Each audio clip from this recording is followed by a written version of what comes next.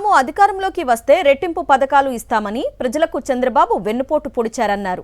కాకినాడ జిల్లా వైఎస్ఆర్సీపీ అధ్యక్షులు దాడిశెట్టి రాజా చంద్రబాబు వెన్నుపోటుకు 2 ఏళ్లు అనే పేరుతో జూన్ 4 నుంచి 12 వరకు వైఎస్ఆర్సీపీ నిర్వహించే నిరసన కార్యక్రమాలకు సంబంధించిన పోస్టర్ను ఆవిష్కరించారు. వైఎస్ఆర్సీపీ ఎలాంటి ప్రజా ఉద్యమం చేసినా ప్రజల నుంచి రెట్టింపు స్పందన వస్తుందన్నారు. పోస్టర్ ఆవిష్కరణ కార్యక్రమంలో వైఎస్ఆర్సీపీ నేతలు పెద్ద ఎత్తున పాల్గొన్నారు.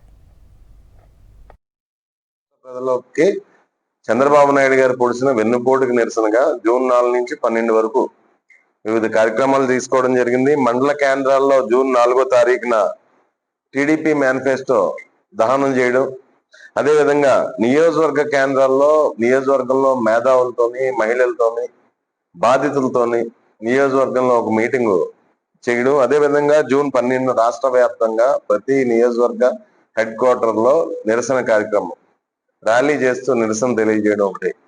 ఈ 3 కార్యక్రమాల్లో రాష్ట్ర వ్యాప్తంగా విజయవంతం అవ్వాలని, అదేవిధంగా ఈరోజు రాష్ట్రంలో ప్రజలందరూ కూడా మేము పిలుపునిచ్చడానికన్నా రెట్టింపు సంఖ్యలో హాజరవడం జరుగుతుంది.